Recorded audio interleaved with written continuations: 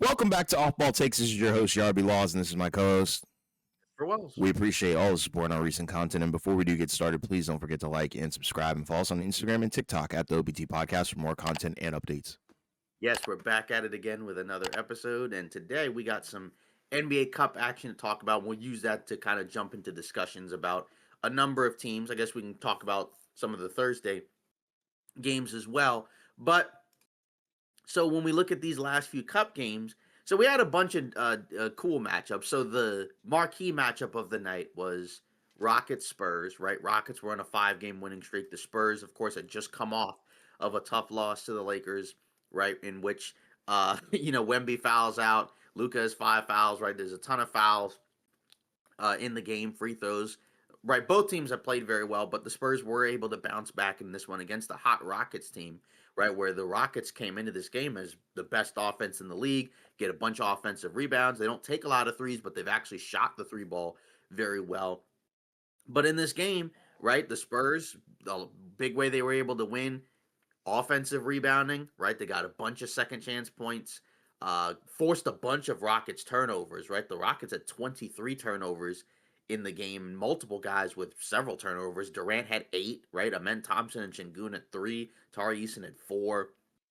And every time the Spurs would get an offensive rebound, they would kick it back out to Julian Champagnie, who's been great for them while all these guys have been out. We haven't even seen De'Aaron Fox play. Stephon Castle, or not Stephon Castle, Dylan Harper's been hurt, so he's going to be out for a while, but Fox is supposed to come back pretty soon. Actually, by the time you watch this, he might have already played because he's supposed to be back on Saturday. But it was rough for Houston in that fourth quarter because in the first half, they actually played well for most of it and had a lead. Then they closed the first half pretty sloppy. The Spurs went on a 12-0 run to take a 1-point lead at halftime. Then the Spurs pretty much took over and controlled the second half for the rest of the way. And this was kind of a bounce back game for Wemby, right? 22 points, 8 rebounds, 2 blocks, 50% from the field. Because he had a couple of games where he had not played very well, right? They had lost to the Suns, right? And they, really took him offensively out of the game, right? He still makes an impact defensively. But and then against the Lakers, right? He had kind of a rough game where he got into foul trouble, actually fouled out, so beyond foul trouble. Didn't really have a crazy offensive impact, and it feels like teams, while these guards are out, which is why it's huge to have De'Aaron Fox to come back, especially because since Dylan Harper is out, where teams have kind of started to not put their center on him, they're putting the forwards on him, and like say in the Laker game, it's Rui, right? In the Rockets game, it's like Josh Okogie or some of these other guys. And they're kind of forcing the ball out of his hands or forcing him to play with the ball and kind of make some tough decisions with it, right? And obviously he's still progressing as a player, right? So he's not quite at his peak. He's not anywhere close to his peak yet, right? He's still in his early 20s. But that's where a De'Aaron Fox returning is going to help out a bunch because for all these centers, it doesn't matter, even with Jokic, right? Like, even though he brings the ball up and initiates a lot of the offense, you still need a perimeter guy to play off of that can help you get into your sets and can get a guy like Wemby, some easier shots and easier looks so he doesn't have to create everything because it's kind of hard to do that as a big man, right? Even though he's supremely talented. So despite all that, the Spurs have still played very well. They hadn't had a particularly difficult schedule. But the Rockets game is kind of a good litmus test because the Rockets have played very well, right? And so, we know that that's a good team. And they made it really tough on them, right? Even though, you got some decent performances, right? Like Şengün continues to play very well, right? Basically kind of running their offense, right? Thompson sharing the ball handling duties, knocked down some jumpers, but only 4 of 12. So outside of the 3-point line, couldn't get much going. Okogie, right? He's kind of slid into that starting spot at 5 steals, but Reed Shepherd, right, played very well for them especially on the offensive end. So that may be a bright spot for them. But it's a tough game, right? Because it's kind of an example of something that could happen in the postseason if they don't address the point guard situation at the deadline, just because it was really tricky for them. And not every team is going to be like the Spurs, right? Because the Spurs, especially when Wemby's out there, when he's out there, they're the best defensive team in the league, right? And they have a lot of long athletic players that can provide some real problems for a lot of those type of guys. But it's just kind of a reminder of, like the Rockets are really good, which we already knew, but the Spurs are probably even better than we expected as well, and they should only get better with De'Aaron Fox coming back. Yeah, I mean, with the Rockets, this one I think is kind of crushing. I think they could have won this game. This is definitely a Yeah. winnable game, but just too many out of control moments, right? And I'm honestly surprised that Jabari Smith Jr. didn't lead this game in turnovers, and I was kind of disappointed in Katie because I think if you're kind of the primary option alongside Şengün, then I feel like you really shouldn't have 8 turnovers. You shouldn't have as many turnovers as you have made shots, right? As a guy of this guy's caliber, right? So that's where I'm like, all right. That is kind of unfortunate. Granted, it's just one game. I'm not necessarily worried, but I think it is a testament to how good defensively, the San Antonio Spurs are, and that's their identity at the end of the day. But obviously, having a engine like Wemby on the offense does help. But I think Houston did a good job, like you said, of kind of making things tough, on Wemby himself. But the Spurs obviously had more guys pick up the slack, right? You had a pretty nice performance from a guy like Harrison Barnes, right? And that's the cool part. Like, I guess I know some Spurs fans are like, oh, like I wish that guy wasn't on the team because he does kind of take away from I think the youth of the roster. But sometimes you do need veterans like that, and I think at the end of the day, sometimes you can kind of see there aren't veterans on some of these younger teams and they struggle. So shout out to Harrison Barnes for having leading the team in scoring there. But yeah, like I said, defensively, what that team can do, pretty much against anybody is pretty phenomenal night in, night out. You have it, the perimeter defense, and you obviously have the defensive anchor in Wemby. With the Rockets, though, I don't really know how to feel about it because I guess you do like what Reed Shepherd was able to do, but at the same time, I think it wasn't necessarily enough. You still need a little bit more, I think, on the offensive end, especially in the playmaking. Because, I mean, Şengün being kind of like the guy who opens things up, and KD vice versa, right? Like, that's a great duo, but I think there are some in-between pieces that I'm not necessarily sure how that's going to look come postseason time or even, later in the season because, I mean, look at this game, case in point. It's like just a little bit too out of control for my liking.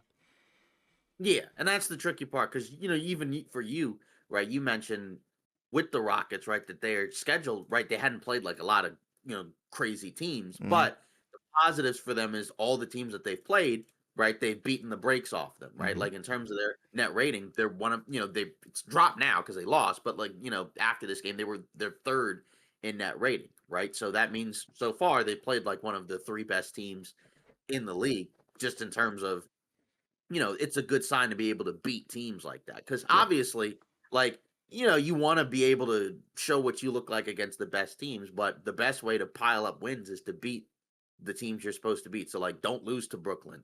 Like, don't lose to Washington. Don't lose to Charlotte, right? Yeah. Teams like that.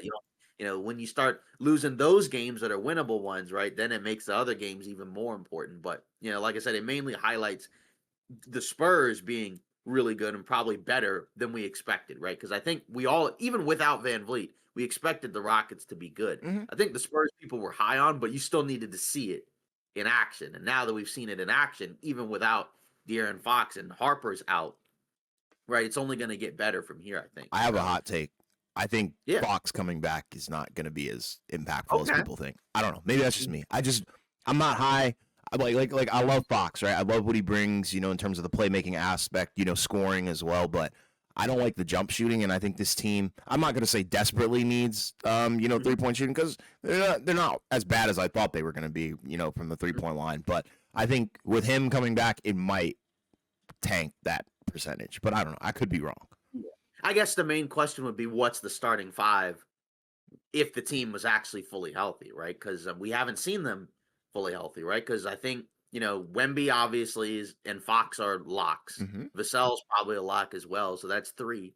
Then you just need to figure out the other two guys next to them, and it seems like it's been Castle, right? Is four, and then who's number five, right? And that's kind of the question that we'll have to probably see once they're fully healthy. Mm-hmm. So I'm curious as to what that looks like. I guess it's mainly while Harper's out, it just gives you another ball handler scorer, especially in the starting five. So that way it's not just Castle, because the issue with Castle is he's very turnover prone, right? And he can't shoot as much, so shoot right. as well. And he actually had, like a good, passing game. He had 13 assists. Yeah. But he's probably a little bit better as like another ball handler, not necessarily like the primary point guard. But if he continues to improve as a shooter, then that might just be a moot point. And so Yeah. that's kind of where this will be a trial run to kind of see how all these pieces fit together. So, the tricky part will be once all the guards are healthy, then they have to figure out like which guys fit together, which guys can and can't play, but they all need to play a lot because they're all good. Yep. Like Harper's already shown right away. It's one of the more impactful players in this rookie class. So Exactly.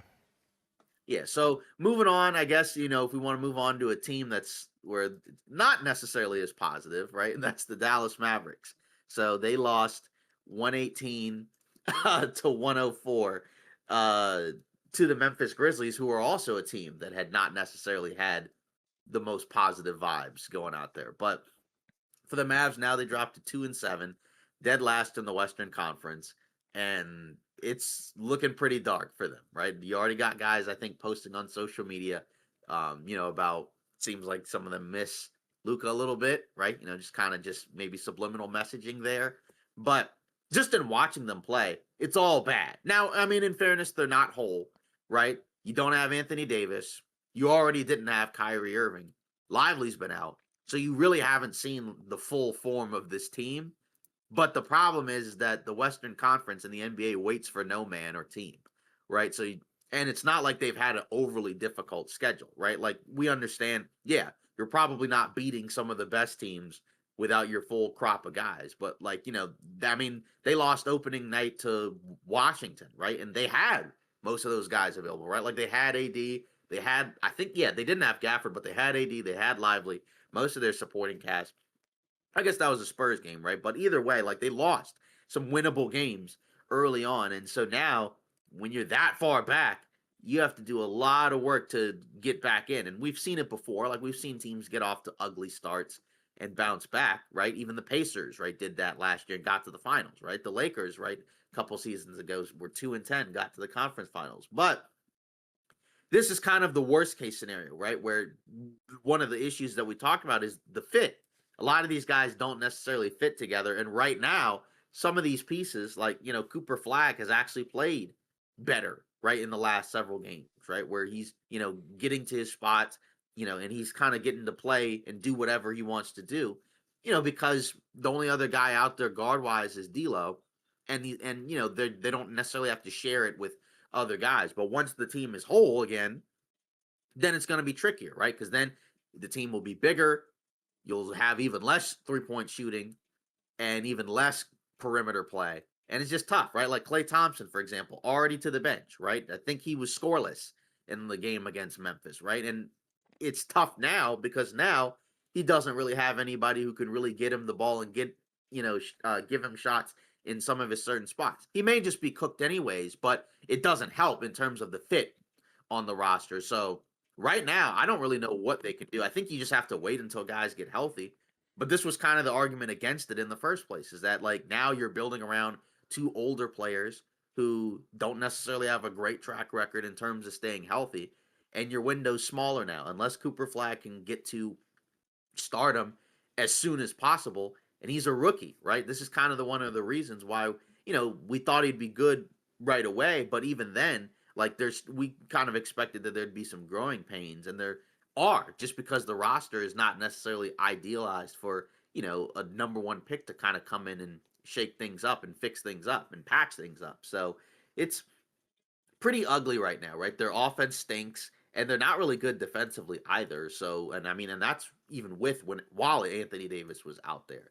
So, Kyrie, he can come back, I guess, and help fix it, but we don't know when he's coming back. So, I don't know if there's a solution there. And then at least for the Grizzlies, right? Hopefully a get right game for them. And I think Zach Edey's supposed to come back relatively soon. So maybe he can come back and help give them a little bit more size, a little bit more depth. Maybe they can kind of bounce back. A better game from Ja. Still can't hit threes, but at the very least he played okay. But you didn't really need him to be great against this Mavs team. At least Cedric Howard's been awesome, so that's a bright spot for them. But this one is more about the Mavs and just how brutal it's been for them. Yeah. I don't even know where you go from here because I mean they're 2-7. I don't think anybody expected Dallas to be one of the worst teams in the league. Granted, we knew that they were going to probably have a rocky start just because of all the injuries that we had heard about going into the season, right? And then some things that would never change, right? Like I'm not going to say we expected AD to get hurt, but we know that his track record with injuries is not too great. So and he's already missing time alongside the other guys as well, right? We knew there were going to be growing pains with Cooper Flag. But I've been thoroughly disappointed defensively what this team, hasn't really brought to the table because I think that was one of their stronger, aspects of the roster. But if you don't have a defense or offense, then yeah, I guess in theory you should be at the bottom, of the standings, especially in the Western Conference, the way that it's stacked up right now. So expected but also unexpected, I think, not to this degree and not to this severity to the point where the team has pretty much fallen off the map, if you want me to be real. And yes, injuries play a big factor into it, but also personnel as well, right? Like maybe they weren't as deep as we thought, right? Like they just can't really stay afloat, I think, in this Western Conference when you don't have your best two players, right? And you're kind of relying on a rookie who we know is going to be fairly good down the line, but probably wasn't going to have that immediate superstar impact like a lot of people thought. But shout out to Memphis for, kind of, I don't want to say getting back on track, but getting right a little bit. Yeah, because, like the Mavs now are at the bottom, right? Like I said, of the Western Conference and at the bottom of the league, essentially, right down with a bunch. Like they're right there with the Nets, the Wizards, right? And like those are teams that we kind of expected to not be all that great, right? And then like the Pelicans, story of their life, right? Where, you got, injuries and they got off to a poor start. Zion's been out, but then crazy enough, they won, back to back games on a back to back, right? While Zion's been out, right? Shout out to Derek Queen, who's also come in and has helped out as well. And we'll see where they go. But yeah, for the Mavs, it's tricky. Like you said, like I think we were probably lower on the team than consensus, but I don't think we necessarily expected them to be amongst the worst teams in the league. I think we just expected them to probably be underwhelming, right? Like if like I think the over under was around 40 wins. We Mm-hmm. took the under, right? Because we're just kind of thinking like, yeah, guys are gonna miss time. Kyrie may not be back as early as some people think, and it's probably not going to be a smooth sailing, for the roster because there is roster imbalance anyways, right? Like you do need some type of ball handling and perimeter play somewhere, right? And that's I guess where D'Angelo Russell comes in, but it's not like that's the best option either on a team that desperately needs it, Right. right? Like he's kind of more like a bonus player to have, not necessarily the guy that you want, being your main primary perimeter ball handler. Yeah. Yeah, so moving around, to kind of some of the other groups, right? Let's talk about the Nuggets, right? They kind of had the rough opening start against the Warriors, right? On the road, they played the Warriors again, albeit without Steph, and they blew the brakes off them. Not much to really break down in this specific game, but just in terms of now they've kind of gotten off to a better start, a better stretch. Where you look at the team stats right there in terms of net rating, right? They're number two. Their net rating is 12.2, right? They are number one in offense, and defensively, they are number four. Right now, there's a little bit of trickiness to this, right? Because they also not necessarily had a crazy tough schedule either. And they've had like a couple games where they won by a little, couple games where they won by a lot. But overall, seems like so far they look pretty good, after kind of, like I said, a tough start. Yeah, shout out to the Nuggets, right? Like 6-2. I think people expected it, but yeah, the slow start I think definitely had people a little bit panicked, especially in the fashion that they did lose. It was kind of heartbreaking, but yeah, I think they've handled every game since as good as you possibly can, right? I think the Portland one, a little bit of a snag in the road, right? We already know how people feel about the officiating in that one, but regardless, shout out to them. They're on a tear. Yeah, and that's with Cam Johnson really, at least on the offensive end, not really doing a whole lot, right? Like Yeah. in terms of, the impact, right? Because, his numbers are way down. He can't really hit a shot, but he still has he's still plus minus of 8, right? So they're still doing really well when he's out there. So that's kind of where you're thinking, okay, well, once he kind of gets his legs under him and the shot starts falling, then it'll look even better because then you still have to guard him. You still have to respect him. out there. It's just it has been a slow start for him. But some of the other, surrounding pieces, it gives them real depth, right? Like a guy like a Valanciunas, right? Just on a random night, against Golden State with no Steph, right? Plus 16, or has 16, not plus 16, has 16 points and 6 rebounds off the bench, right? A guy like a Peyton Watson can sometimes just come in defensively, and he's not really much of a offensive guy, but he can play his role somewhat. Hardaway Jr. can come in and knock down some shots. And, Jokic, he got off to a slow start. And now the last several games, he's been much better, right? He's now been looking for a shot. He's averaging 24, 13, and 12. And this was kind of the case where we kind of talked about, yeah, his stats in terms of his counting stats will probably dip a little bit because they got a few more pieces and weapons to work with. But his impact is still going to be very high, right? Plus 15 when he's out there. So far, like I said, even for him, right? We kind of talked about it, didn't look like he was in great shape uh, going into that first game, but since then, way better. And just him being better automatically lifts everybody else up too, Absolutely. right? The first few games he wasn't really looking for a shot. Now it's just like now it's easy for him, right? The three ball isn't necessarily falling, but still shooting over 60% from the field, right? So making up for it in other ways, Yeah, he's and back. low turnovers, Yeah, he's and back. good defense as well. Because 2 steals just under a block, we know defensively last year not his best, but it has been better, and that's kind of credit to so far the roster. We'll see if they can keep it up. Yeah, he seems a little bit more like locked in, kind Yeah. of back to previous years. Yeah, and then from the Warriors' perspective, right, got off to a hot start. Now they've kind of slowed down. In fairness, Steph has missed the last couple of games, right? So you do have to throw that out there. But it's kind of been a tricky team, at times, because I think we kind of have seen the best of them, where it's like, okay, they look really good, but then we've also seen a couple of games where they lost, with all their guys, right, to the Bucks without Giannis, or to the Pacers with nobody, and that's it kind of hurts to lose those type of games because then now you have a couple games where Steph is out. You have a winnable game against the Kings because they didn't have guys either. They lost that one, and then this one you expected them to lose right against a fully healthy Nuggets team. So Horford hasn't played a ton, right? He's been on, I guess, like injury management, load management, had some foot thing that caused him to sit out. But even when he's played outside of the first couple of games, he's not really been very good. He can't, in my opinion, just in terms of the shot making. I think the defense is okay, but what do you think? What do you think of what you've seen from them as of late? Because it seems like defensively is kind of their big problem. Because you expect offensively it's going to be a struggle without Steph, anyways. But like they can't stop anybody, even regardless of whether or not he's out there. At least in the last several games I've seen, like where they're just kind of getting ran off the floor, where guys can just kind of get to wherever they want.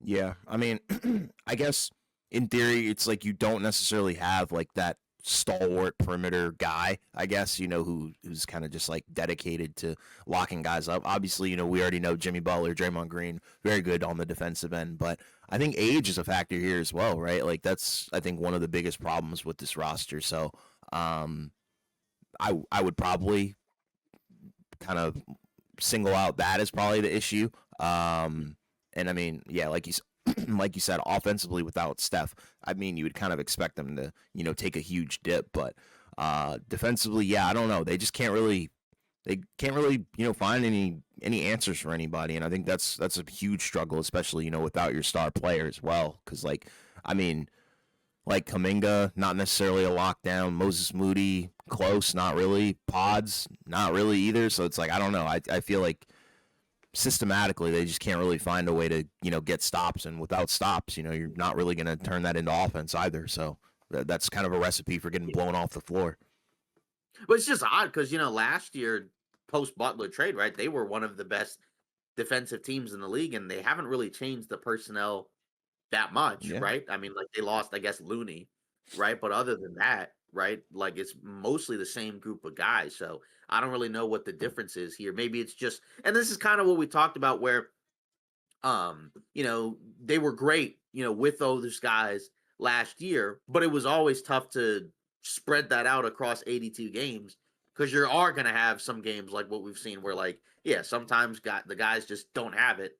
That's kind of where the young guys kind of have to uplift them, but sometimes everything just kind of breaks down. I know you were lower on them in terms of the over under, but like I think they're still really good. It's just it's one of those teams where it's probably postseason more so than regular season. But in the Western Conference, you got to get to the playoffs, and ideally, if you're this team, you don't want to be in the play-in again, just because we know how tough it is to get out of there and actually try to make a run.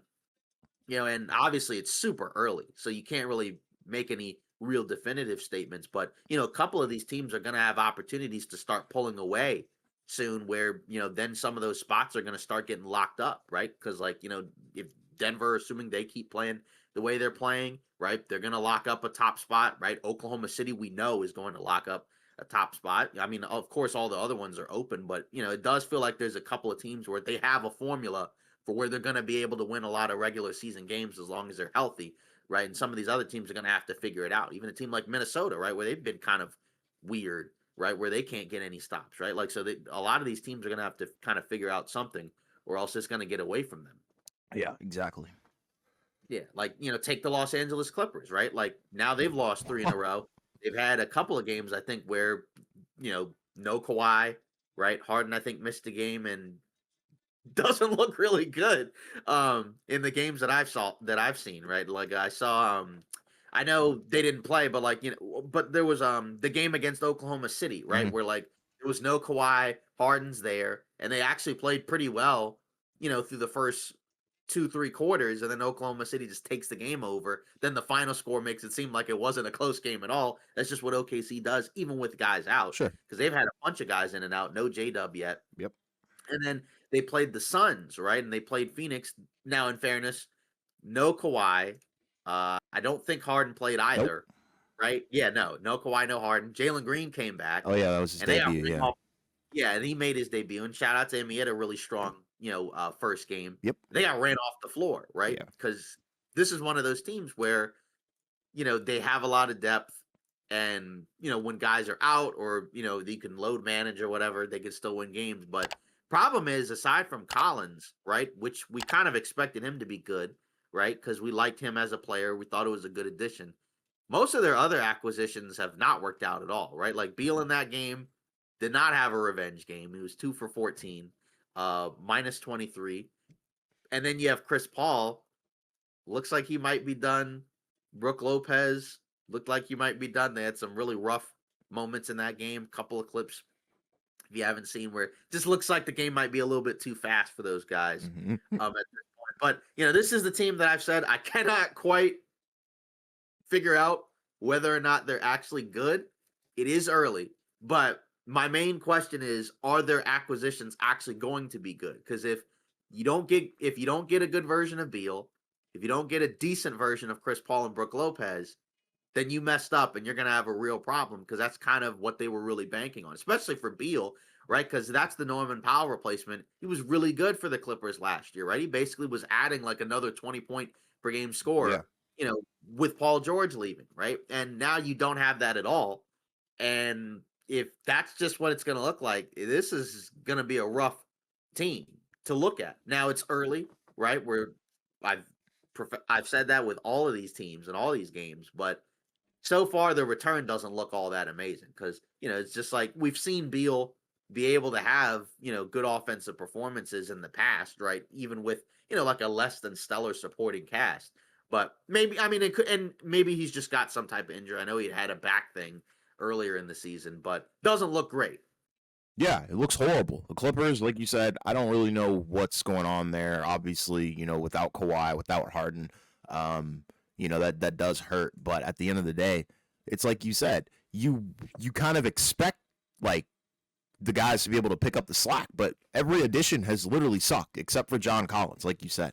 So it's like, I don't know what happened to Beal. Feels like he kind of fell off the map. I don't know. Like you said, it is early, 5-game sample size for him, but it hasn't looked good at all, right? Like the numbers are way down. The efficiency is god awful. So I don't really know what to make of that. And I think that's probably the biggest miss. Granted, you're not paying him a ton of money, but it was more so, it was never really about the money. It was always about the impact for him, right? It was how do you look next to our guys, right? Because we've seen him be a 20-point score on other teams. Well, not Phoenix, but Washington, we've seen that. But Phoenix just under, right? And that's being kind of the third option alongside, I guess, some more potent offensive players, like KD and Devin Booker, right? And now, you would in theory think, yeah, James Harden at this stage in his career, great playmaker, still can score as well. You add him alongside Beal, yeah, the defense is probably going to suck, which it has when they played together. Yeah. But you add in Kawhi as well. You would think that, yeah, Bradley Beal should kind of thrive in a system like that. But it's really been the exact opposite, and I don't know. I don't really know what the Clippers should do from here because, like you said, Brook Lopez, Chris Paul, they seem kind of washed. It might be time to hang it up. But yeah, I mean, all the additions have just kind of whiffed, in my opinion, and I think that's the reason why their record is what it is outside of the health stuff.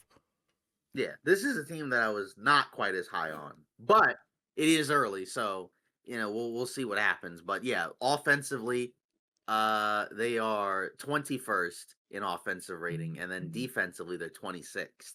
So not amazing right now, unfortunately. Yeah. Right. So shout out to Phoenix though.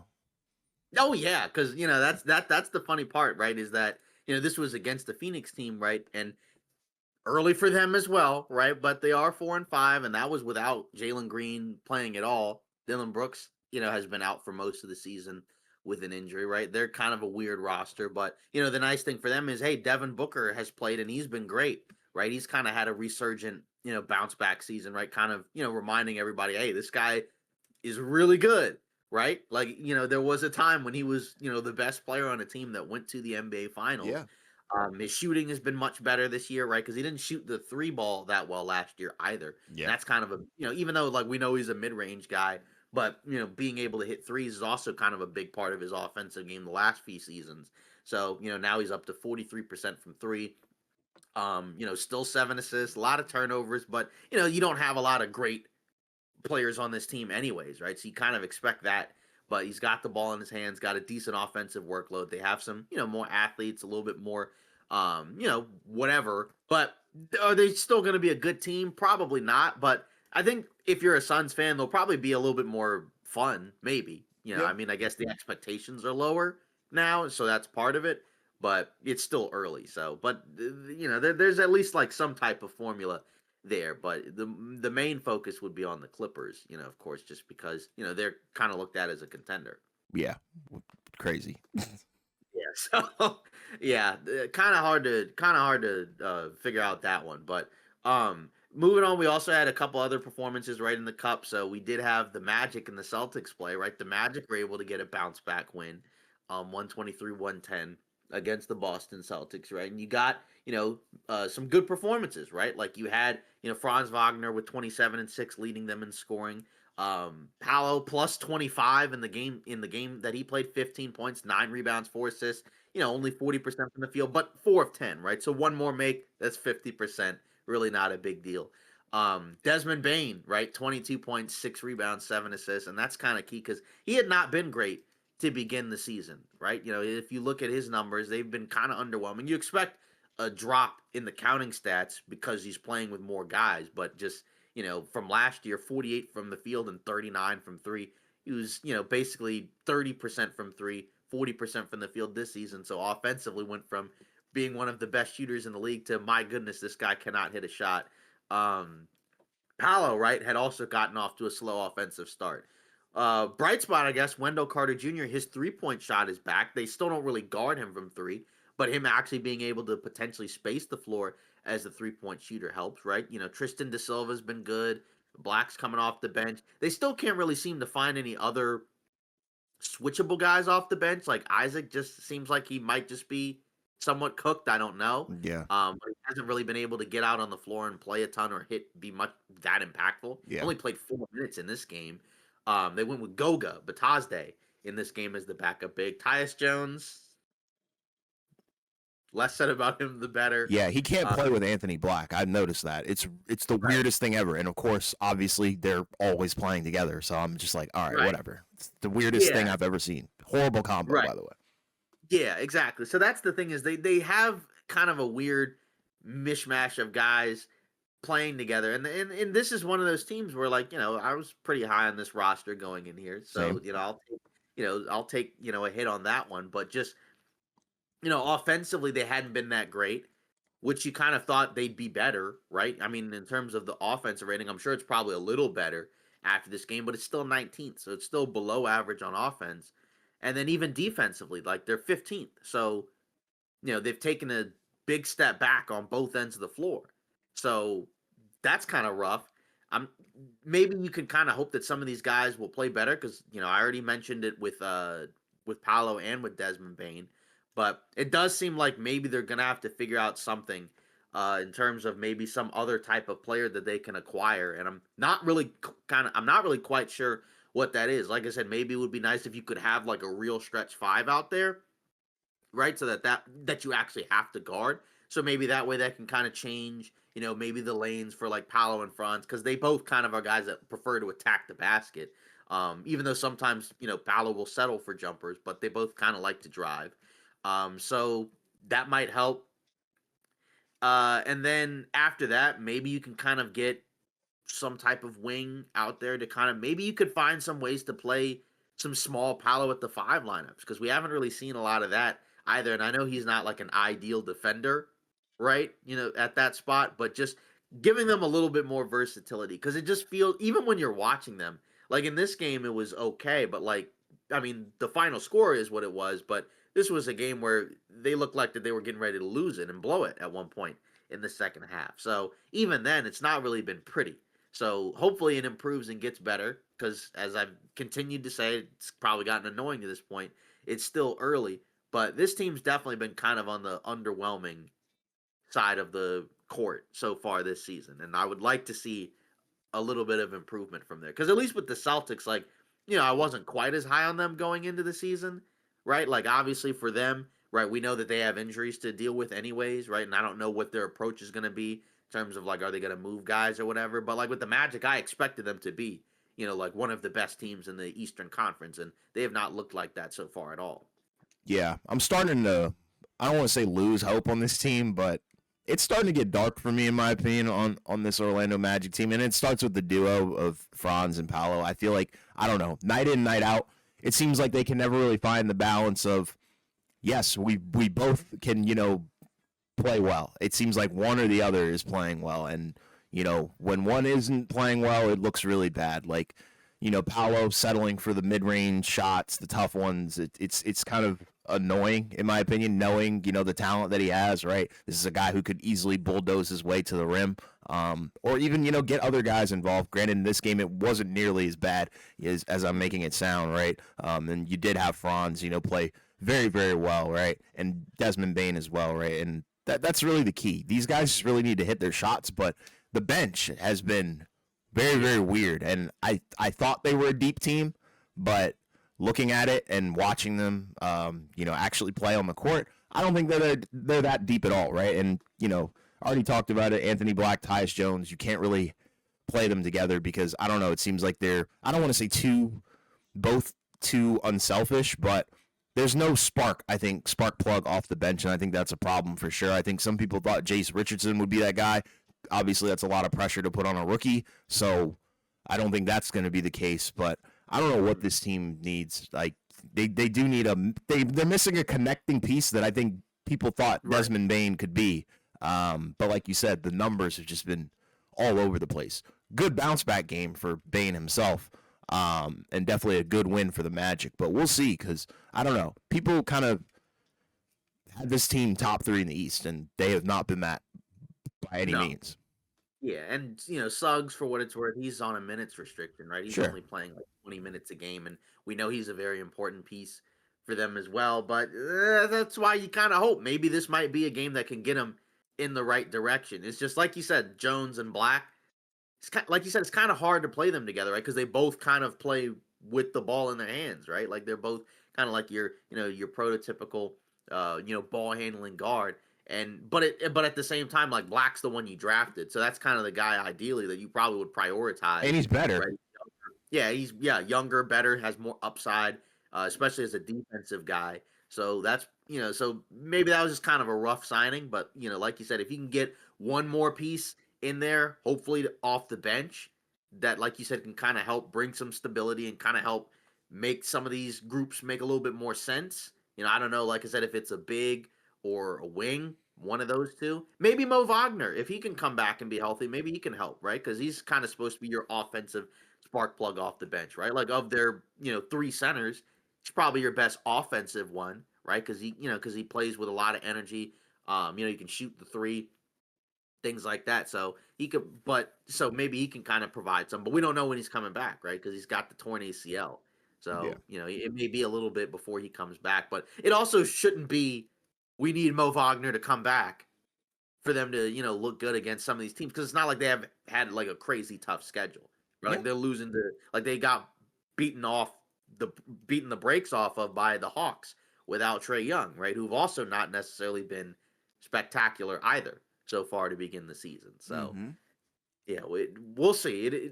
We'll see what happens. But like you said, they were kind of grouped into, that second tier of the Eastern Conference, right? And so far, like you said, it hasn't been that. But couple of teams that so far maybe have looked the part. Um, the Milwaukee Bucks and the Detroit Pistons, right? The Bucks played the Bulls, right? And Giannis once again continued to have great performances, 41 points, basically playing like the MVP of the league so far this season, right? And this was kind of the case the Bucks fans made to us, where it's like get shooters around Giannis, get athletes, get defense, and you can win a lot of games. And we talked about them in the last episode, so I don't want to harp on that too much. But the other one that we haven't really talked about, or we've talked about like a little bit, is the Pistons. Mm. And shout out to the Pistons, especially Cade Cunningham and also Jalen Duren, right? And Duren is the guy that we talked about where we didn't really expect him or anticipate that he was going to get a contract extension, just because it probably felt like that he hadn't quite proven enough to the Pistons that, like, we're gonna pay you a bunch of money. You're gonna be our franchise center. But shout out to him, because in the last several games and this season as a whole, it's been fantastic, right? Having a career year basically, right? 19 points, 11 rebounds, over a block, over a steal. Assists a little bit down, right? But that's okay, because offensively they're a little bit trickier because they don't have Ivy, they don't have those shooters.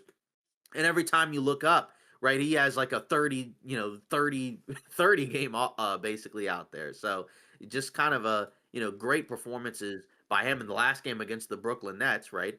Not a great team, but doesn't matter, right? I mean, both him and Cade had 30-point double doubles, right? Cade with 34 points, 10 assists, and then Duran with 30 points and 11 rebounds. So great performances by both of those guys, with the Sore Thompson pitching in to kind of help keep the team afloat.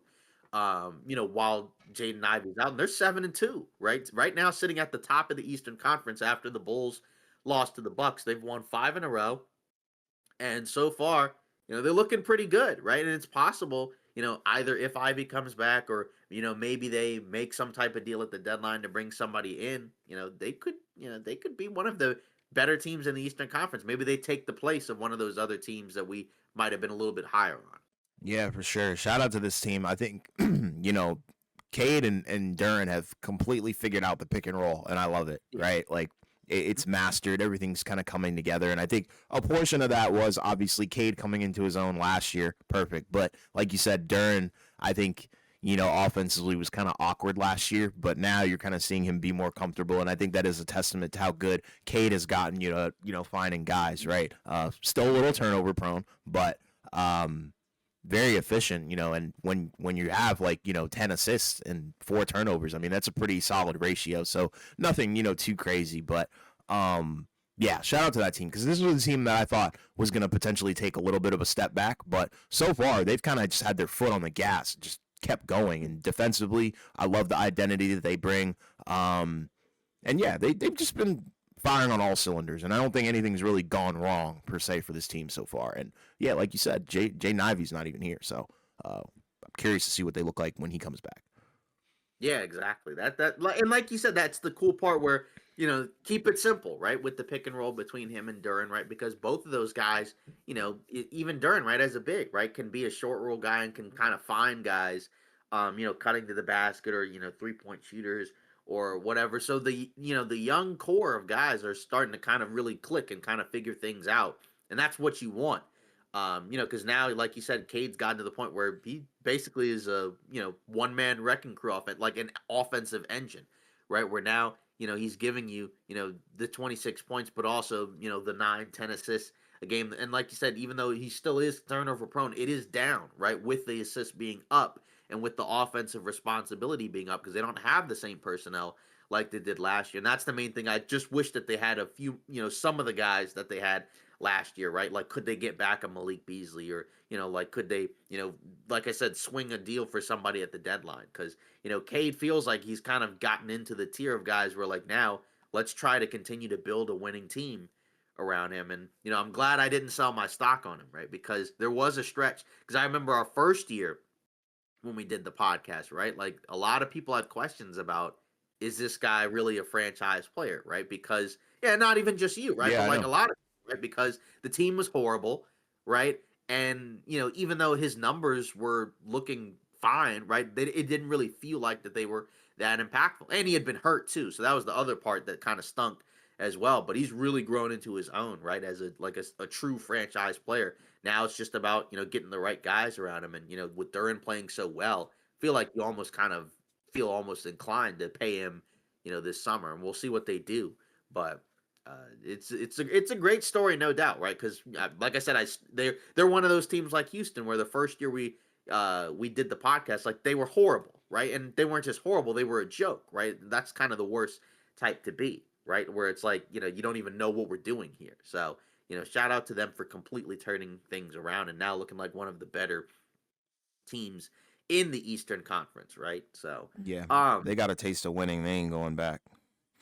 yeah, exactly. So I guess in terms of figuring out the Eastern Conference, what are we thinking, right, relative to where we were going into this season, right? Because I know we Oh had boy. the Cavs and the Knicks at the top of the East, right? I guess the Knicks have won three in a row, the Cavs have won three in a row, so maybe you don't feel like much has changed, right? Even though like the Knicks are still figuring stuff out, the Cavs have been hurt. Now Garland is back, so now hopefully they can kind of start going on a run because like I said last year, as we remember, they won 64 games.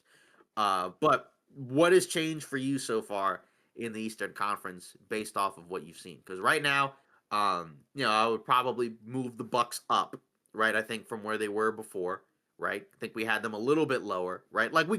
And then for the Pistons, move them up as well.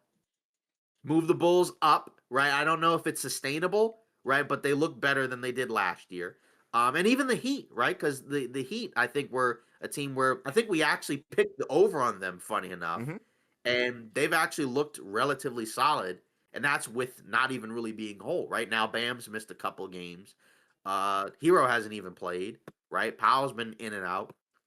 But you do have to move them up. But then it feels like the Hawks and the Magic, you might need to move down because they don't really seem like they've really separated themselves yet. But it's still early. If we're doing like a power rankings thing, what do you see in the Eastern Conference as of right now? Yeah, Detroit's going up for sure. Chicago's going up. I think Cleveland's right where I guess you would expect them. Granted, like you said, the health stuff is kind of weird. Milwaukee's got to go up. New York's going down for me. Philly's going up. Miami. Really? Yeah, I'm not high on the Knicks. I'm gonna Okay. be honest. I haven't really Three liked games. what I've seen. Okay. I know they're on the 3 game win streak or whatever, but it's not enough for me. I think they should be higher. They should be leading the Okay. Eastern Conference, no doubt, right? Like I know you bring in a new coach, but you have relatively the same talent, in the starting lineup. It's just a matter of figuring out the bench, and I don't really know, Yabusele has been seemingly kind of underwhelming. It seems like, exactly. right? Yeah, and Yeah, it's like I don't he's not know. even really played the last couple of games, and that was kind of their biggest signing outside of what, Clarkson? Yeah, people thought it was a steal, and I don't know. Certain things haven't worked out for New York, in that regard. So I don't know. I don't feel comfortable about them coming out of the East. Based off of what we've seen, through the first 8 games for them. Okay. Um, Philly, like I said, is going up. Miami probably going up. Toronto stays, I think, where we Yeah. had them. They've And won 4 in a row now, so they figured out the defense. I think Pirtle being healthy, they haven't had like the best stretch in terms of playing great teams, but they beat the Bucks. They beat the Trey Youngless Hawks, so it does look better than what it was before. Because exactly. before they were horrendous on the defensive end. Yeah, they figured it out. You got, Scotty Barnes pretty much being, they're one of their best offensive players and best defender as well. So shout out to him. That's no, easy feat. Atlanta, Orlando moved down. Everyone else kind of stays the same, I think. Maybe Indiana goes down too, obviously. Like, I think I had them a little bit higher than you potentially. I can't remember, but yeah, 1-7, not good. So I think we both picked the under, but I think like we both kind of felt like that there was at least a roadmap for them to be a little bit better, right? Like I yeah, don't think we expected them to be with Brooklyn and Washington. But my concern in terms of when I picked the under was, well, Halliburton's out, but what happens when other guys start to have to miss time because they're probably not going to be completely healthy over the course and that's literally what's happened, yep, unfortunately, right? But they may play their way into the number one pick, right? Right when you forget about them, then they have one of the top guys in the draft, and then you're like, oh wow, you got to be kidding me, yep, right? Whereas the Nets and the Wizards, like you said, they stay the same, yep. right? Like I picked over on the Wizards, doesn't look like that's gonna happen. I get, but and it's funny, right? Like is just to kind of I guess close it out. And then the Hornets have had some injuries now because now LaMelo Ball's been out, but their rookies have been really good. Yeah. Right. LaMelo's out, Brandon Miller's out. But in terms of the Nets, Wizards, don't really need to speak a whole lot about the Nets. It's kind of concerning that their young guys aren't even really playing a whole lot, despite them not being very good. I don't think we were very high on really any of their draft picks. I mean, some of them I think we kind of liked a little bit, right? Like I think what was it? It was like Traore, Yeah. Danny Wolf, like yeah. that. Yeah, but like none of those, and then like none of those guys are playing a whole lot. I guess Demean's playing, but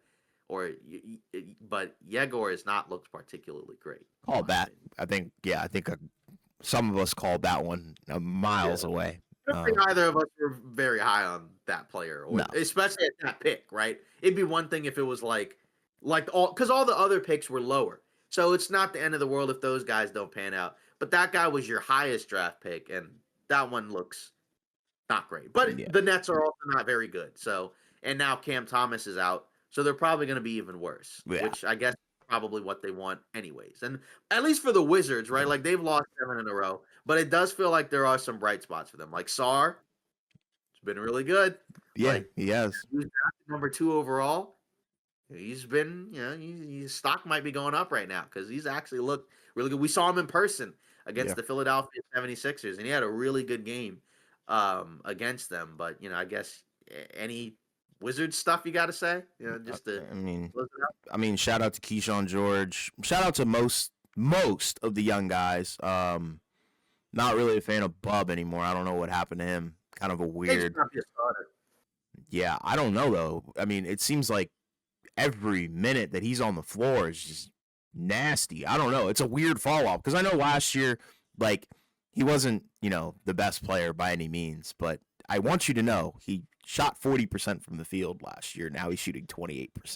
Just saying. Oh. So, from the three, he's shooting very well. He's a sniper. Like, we've seen him pull up on fast breaks, but from the field in general, it's not looking good for him. Turning the ball over a lot. I blame it on. I don't want to turn it into a Wizards rant, but I blame it on CJ McCollum if I'm being real. But I don't know. Maybe I'm just seeing something that other people aren't. I don't know. But yeah. Shout out to Keyshawn George. Shout out to Alex Sarr. And shout out to Trey Johnson as well. Those are the 3 that I'm the highest on for sure.